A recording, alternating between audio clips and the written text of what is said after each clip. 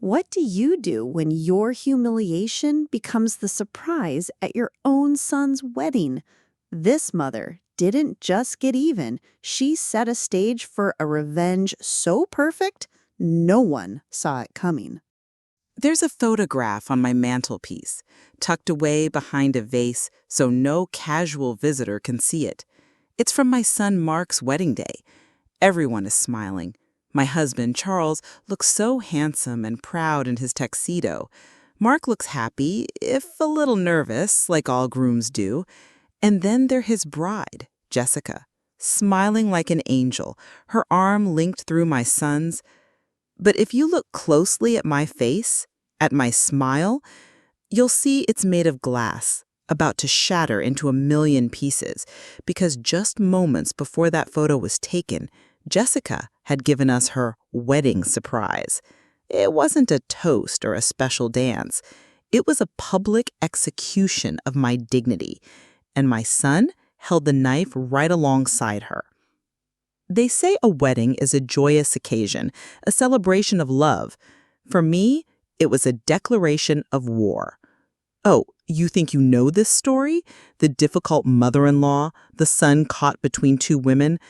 That's the story she wanted everyone to believe.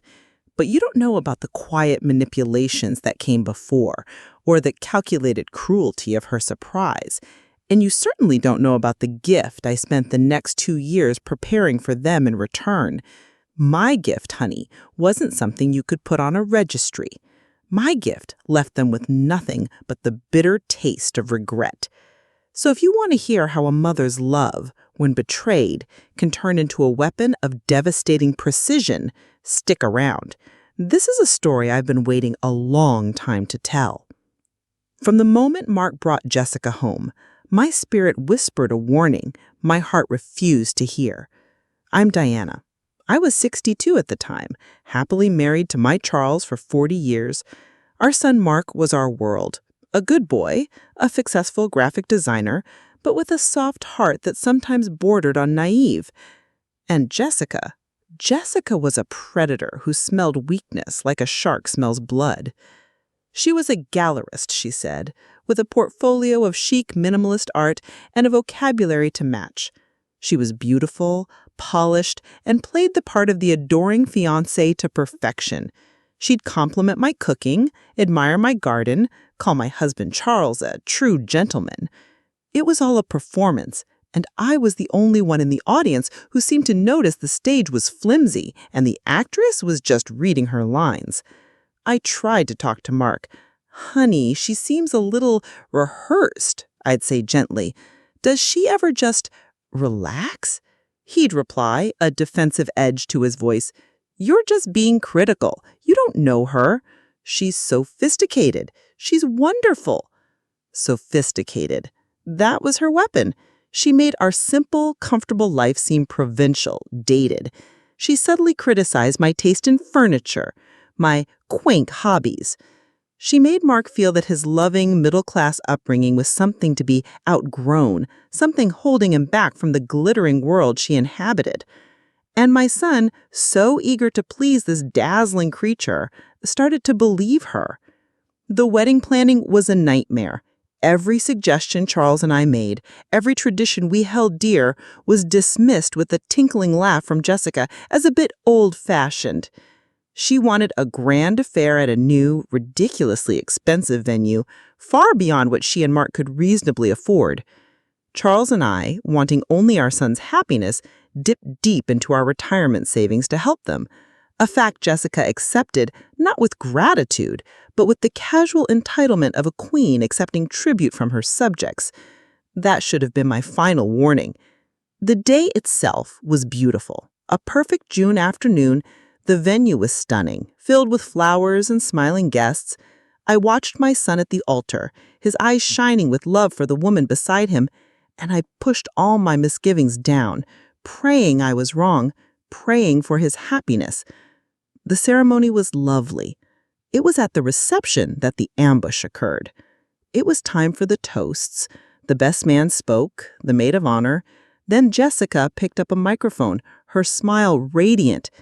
She announced, Mark and I have one more little surprise for everyone, especially for my wonderful new parents, Diana and Charles. She gestured to a large screen that had been set up behind the head table. We wanted to give them a special gift to start our new life together, something to really show our appreciation for all their support. A photo montage began. It started innocently enough, pictures of Mark as a baby, our family vacations. The guests were murmuring, "Aww." Then the tone shifted. A picture of me, much younger in a slightly ridiculous 70s outfit, followed by a photo of our first, very humble apartment.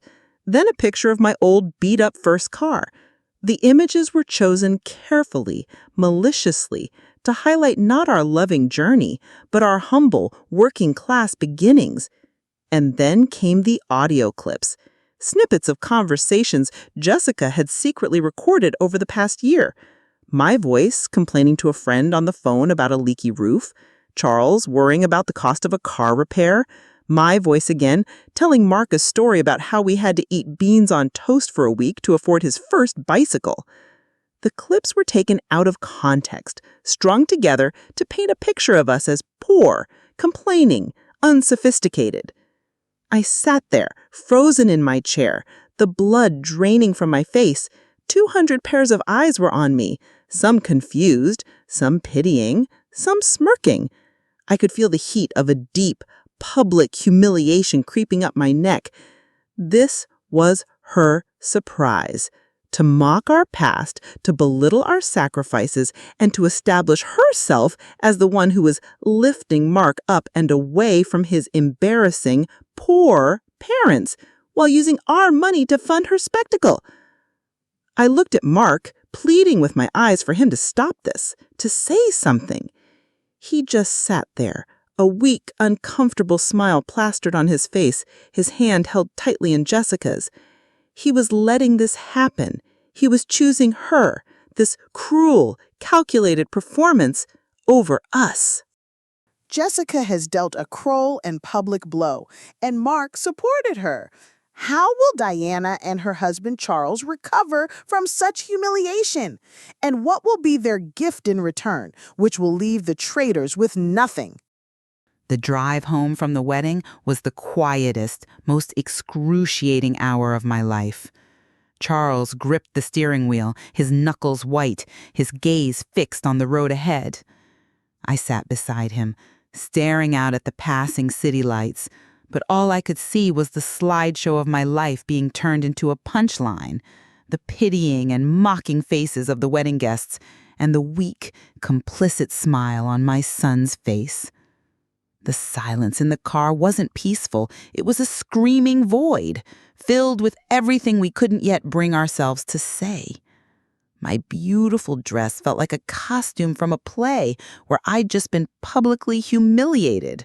Frank's pearls, which I'd worn for good luck, felt cold against my skin, like tiny, hardened tears. When we finally walked into our own quiet home, the place where we had raised Mark, where every corner held a happy memory, the dam broke. Charles, my strong, steady Charles, slumped into his favorite armchair and buried his face in his hands, his broad shoulders shaking. I had seen my husband cry only twice in our 40 years together, when his mother passed and when Mark was born. This was the third time, and it was his own son who had caused it. I knelt beside him, my own tears finally falling, hot and angry. "She did this, Charles," I whispered, my voice raw. "That venomous little witch, she did this to us." He looked up, his eyes red-rimmed with a pain that mirrored my own. "And Mark let her," he said, his voice a ragged whisper. "He just sat there and let her. That's what's killing me, Diana. He chose her and her cruelty over us." That was the heart of it. The humiliation was a raw wound, but the betrayal by our own son was a poison seeping into our very bones. Mark called the next afternoon. I almost didn't answer, but a small, foolish part of my heart hoped he was calling to apologize, to explain, to say it was all a terrible mistake. It wasn't. "Mama," he began, his voice hesitant, but there was no remorse in it, only a sort of strained defensiveness. I know you and Dad were upset last night." "Upset, Mark?" I said, my voice dangerously quiet. "Upset is when the toast is burnt. What your wife did, what you allowed her to do, was a public execution of your father and me. There's a difference."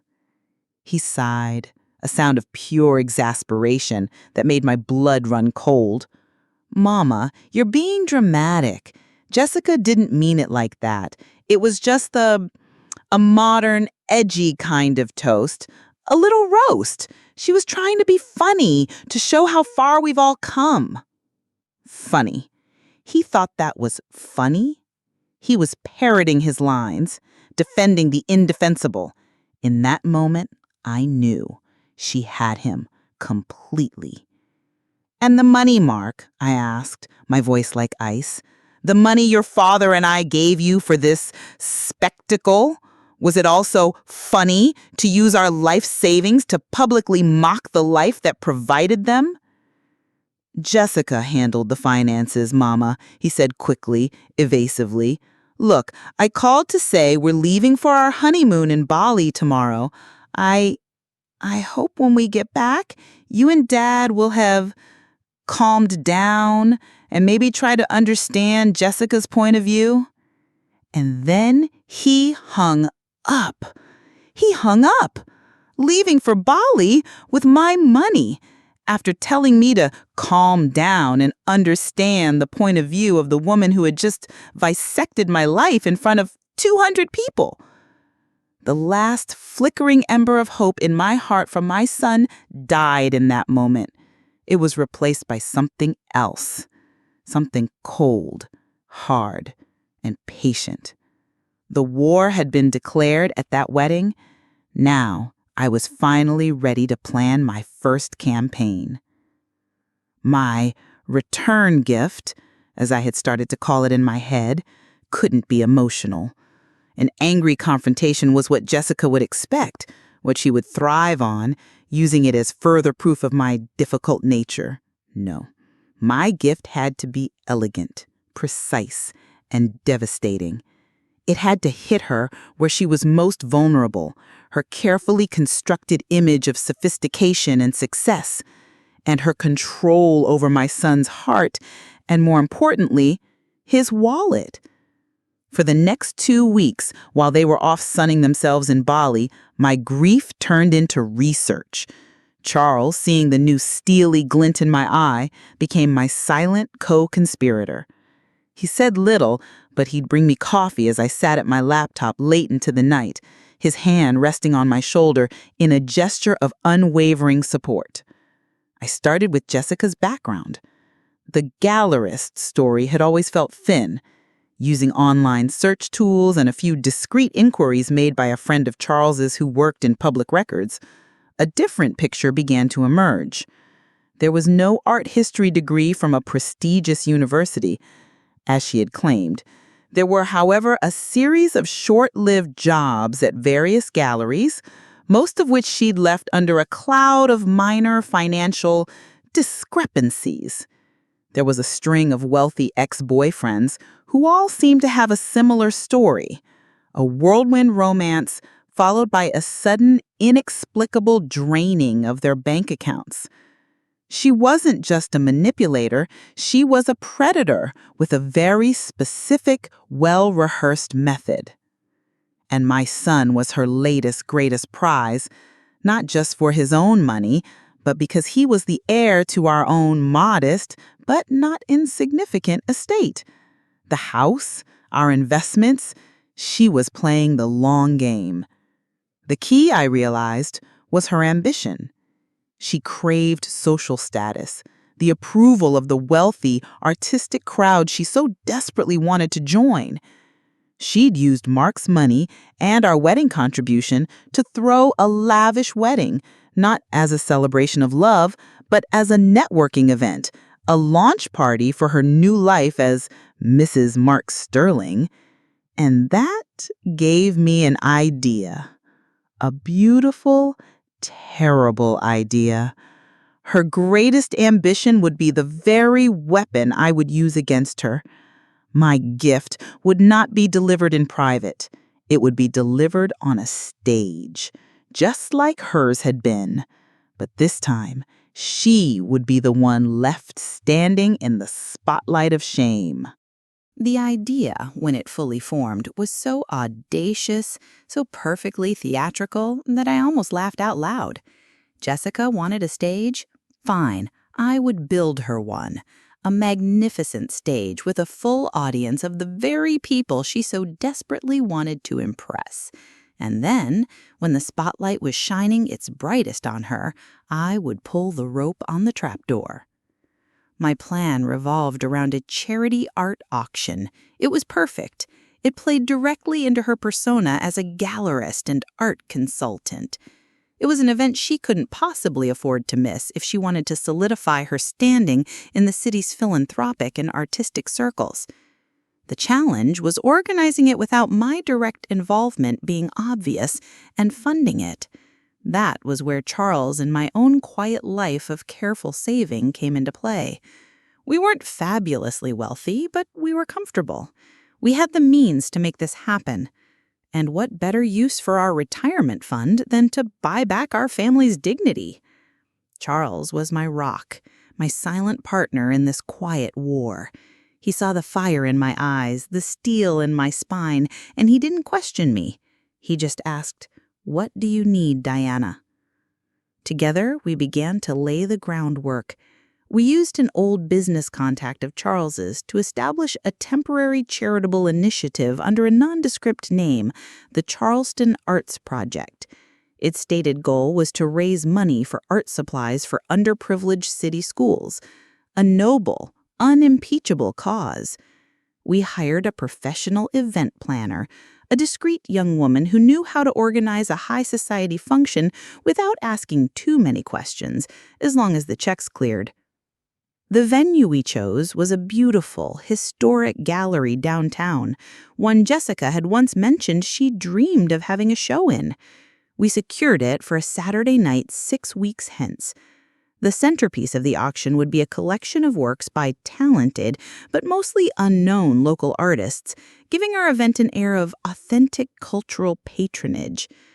The guest list was my primary focus. It had to be a perfect mix. The old money of Charleston, the new tech entrepreneurs, the city's most influential art critics and patrons, and most importantly, everyone who had been at that wedding, everyone who had witnessed my humiliation. They were all going to get a front row seat for the second act. The final, most crucial piece of the puzzle was the bait for Jessica. How to ensure she not only attended, but played a central, visible role. I had to appeal to her vanity, her greed, her desperate need for validation. Through the event planner, acting on behalf of our anonymous benefactor, we extended a special invitation to Jessica Sterling, not just to attend, but to be our guest artistic director for the evening. We praised her impeccable taste and her reputation for discovering emerging talent. We offered a prominent speaking role, a chance to introduce the key pieces, to network with the city's elite, to be the star of the show. We even offered a small but respectable honorarium for her services, just enough to make it look legitimate, but not so much that it would arouse suspicion. It was a trap laid with honey, and I just knew, she wouldn't be able to resist. Mark and Jessica returned from their Bali honeymoon, tanned and smug. The phone call came a week later. It was Mark. "Mama?" he said, his voice hesitant but with an underlying note of excitement. "Jessica got the most incredible offer. She's been asked to direct a major charity art auction. They said they've heard all about her eye for art. Isn't that fantastic?" I played my part perfectly. "Oh my, that sounds wonderful, dear. I'm so proud of her. Such a prestigious event. "It is," he gasped. "It's going to be huge for her career. Of course, she'll be there. We'll both be there." Hook, line, and sinker. The weeks leading up to the auction were a blur of meticulous planning. I was more alive, more focused than I had been in years. While Jessica was busy preening, selecting her outfit, and preparing her self-important speech, I was preparing my return gift. I had spent weeks, with the help of Charles's friend, quietly gathering sworn affidavits from two of her previous victims, an elderly art collector in Savannah and a heartbroken software developer in Atlanta. They were reluctant at first, ashamed of being duped, but my story, relayed through an intermediary, gave them the courage to speak out. I had copies of financial records, timelines, a detailed chronicle of her predatory pattern. It was a dossier of pure dynamite. My plan wasn't to present this myself. That would be too emotional, too messy. It would look like a scorned mother-in-law's revenge. No, my delivery had to be as cool and professional as Jessica's own public persona.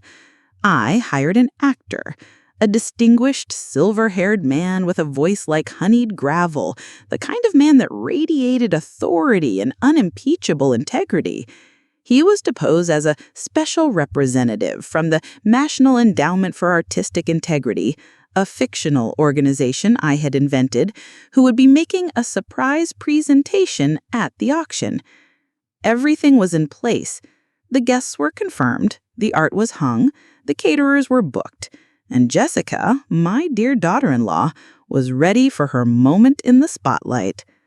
She had no idea that the stage I had so carefully built for her was in fact the gallows for her reputation. She thought she was the star of the show. And she was. It was just a different kind of show than she was expecting. The humiliation she had served me at her wedding was about to be returned with interest. And this time, my son would have nowhere to hide. The stage is set. The trap is laid. Jessica is about to step onto the stage that Diana has so carefully prepared for her, expecting triumph. But instead of applause, exposure awaits her. Can Diana see her elegant and cruel plan through to the end? The night of the Charleston Arts Project auction arrived on a wave of cool, crisp autumn air. I chose my outfit with the care of a general selecting her armor for a decisive battle. A simple, elegant, deep blue dress, the string of pearls Frank had given me, and a calm, serene expression I had practiced for weeks in the mirror. Charles stood beside me, his hand a warm, steady presence on my lower back, looking impossibly handsome in his dark suit. To any casual observer, we were just a distinguished older couple attending another charity function. No one could see the ice in my veins or the storm gathering in my heart. The gallery was buzzing. The city's elite were all there, a glittering sea of jewels, silk, and carefully curated reputations. And floating among them, the absolute star of the evening was Jessica. She was breathtaking. I had to give her that. Dressed in a shimmering, backless silver gown, her blonde hair swept up in an elaborate coif, she moved through the crowd like a queen, bestowing her radiant smile upon a fawning circle of admirers.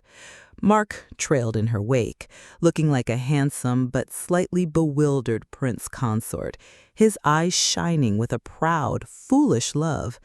Seeing him look at her like that, so completely duped, sent a fresh pang of anger and sorrow through me. This had to be done, for him as much as for us. Jessica took the stage halfway through the evening to begin the main auction, her voice smooth and confident as she welcomed the patrons of the arts. She was magnificent, a perfect picture of philanthropic grace. She spoke eloquently about the importance of supporting local artists, about her passion for fostering new talent. I watched her, a small, polite smile fixed on my face, and marveled at her audacity, her seamless performance. The Viper was truly in her element. After the first few items had been sold for impressive sums, the event organizer, the young woman I had hired, stepped up to the microphone. "Ladies and gentlemen," she announced, "we have a surprise addition to our program tonight. We are incredibly honored to welcome a special representative from the National Endowment for Artistic Integrity, Mr. Julian Croft, who has a special presentation to make." A ripple of intrigued murmuring went through the crowd. I saw Jessica preen, a flicker of smug anticipation on her face. She likely thought this special presentation was for her and public acknowledgement of her impeccable taste. My hired actor, Mr. Croft, walked onto the stage. He was perfect, distinguished, silver-haired, with a resonant, trustworthy voice. He shook Jessica's hand, congratulating her on a magnificent event. "Thank you," he began, addressing the audience. "The National Endowment for Artistic Integrity believes that true patronage of the arts isn't just about money. It's about character. It's about honesty. It's about the integrity of the individuals who act as gatekeepers and tastemakers in our communities." He then gestured to the large screen behind him, the very same screen Jessica had used at her wedding. "Tonight, we'd like to honor an individual whose journey through the art world is truly remarkable. A woman known by many names, a true master of her craft. Some of you know her as Jessica Starling." A flattering portrait of Jessica appeared on the screen.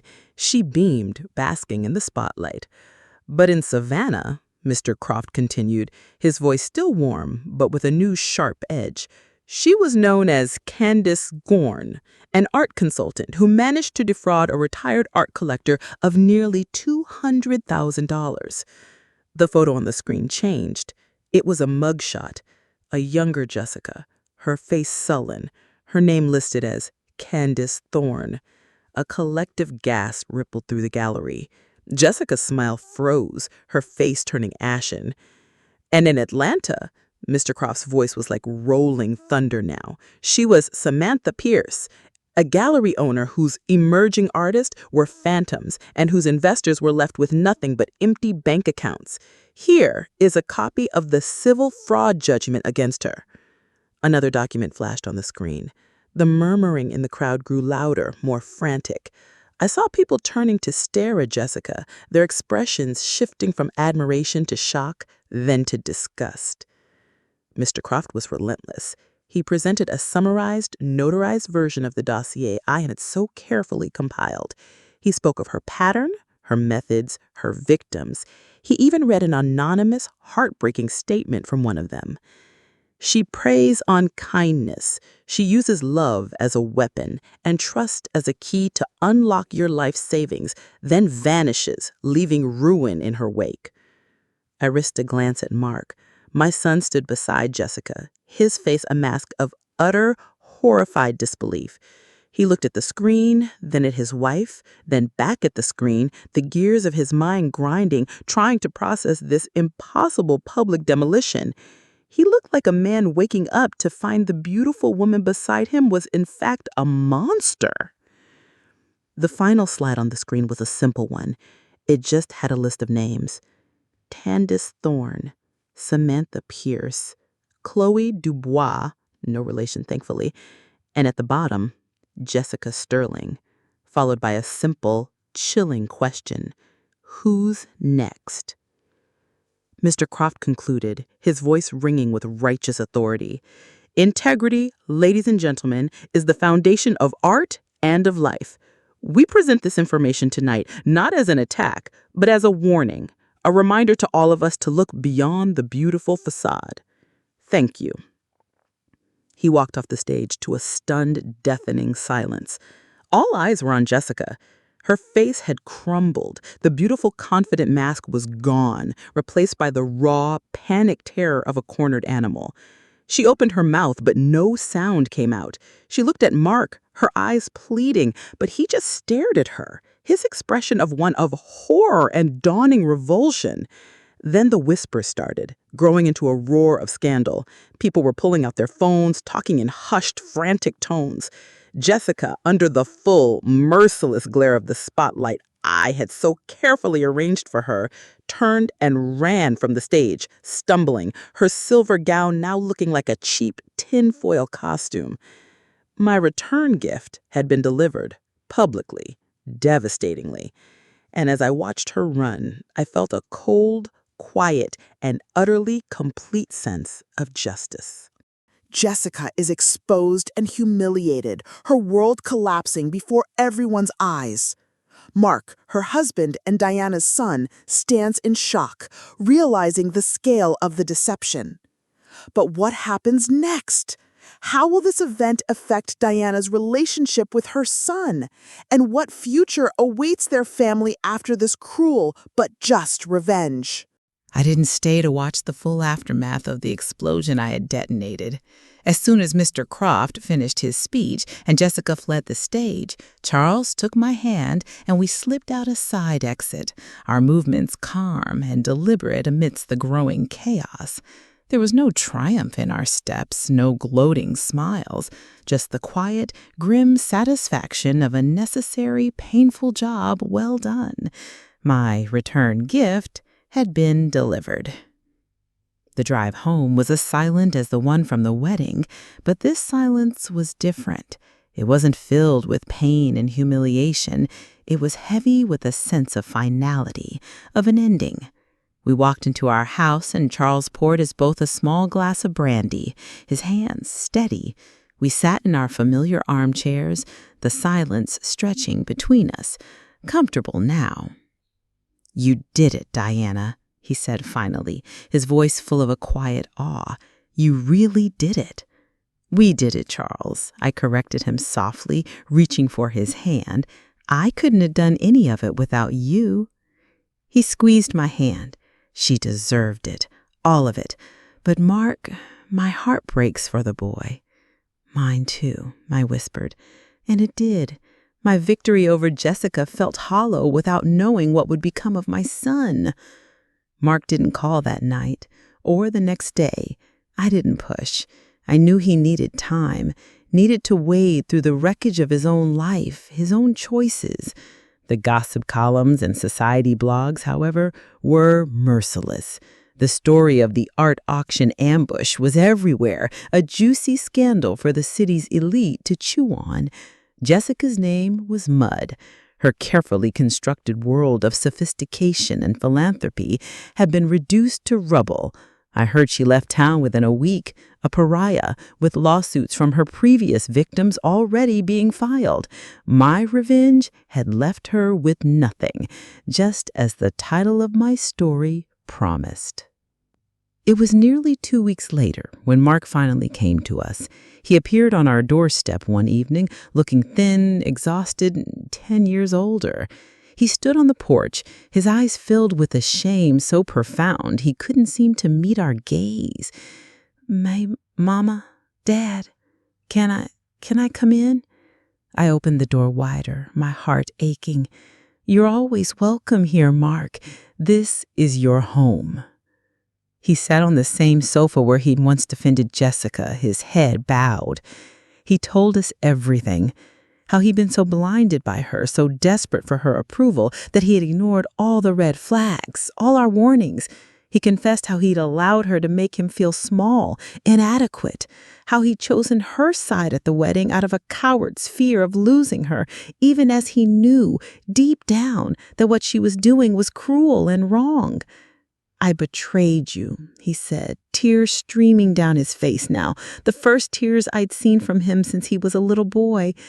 "I stood by and let her humiliate you, the two people who have only ever loved me.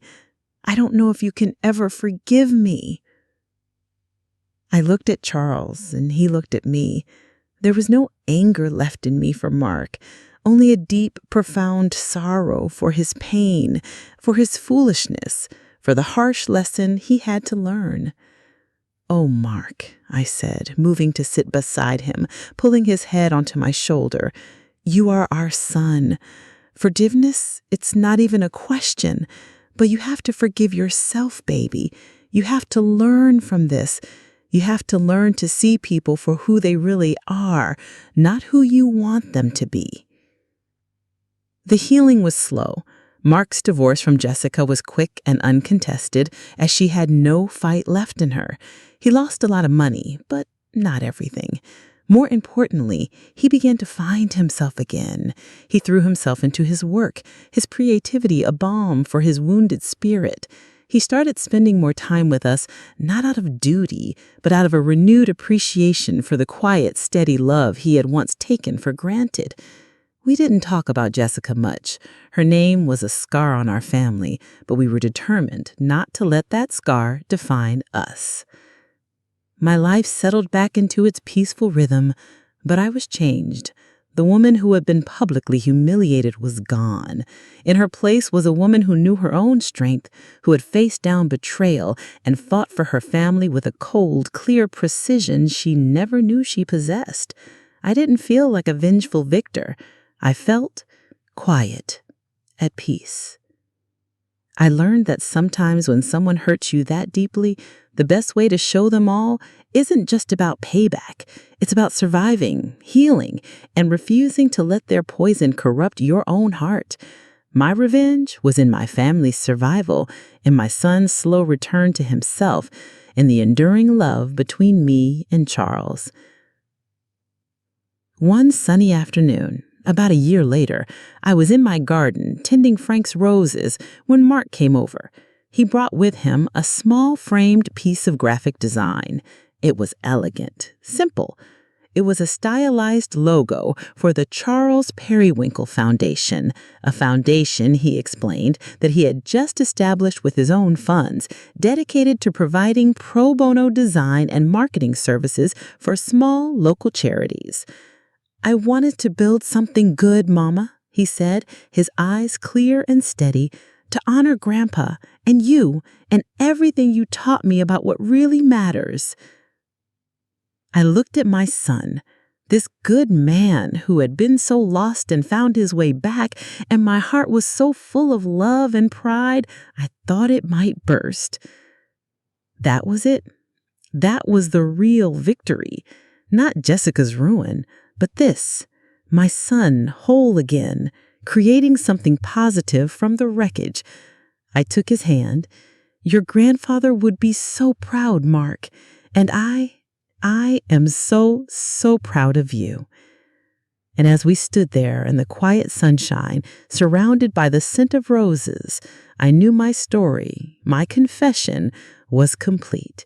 The surprise had been delivered, the gift returned, and my family, though scarred, was finally, truly at peace.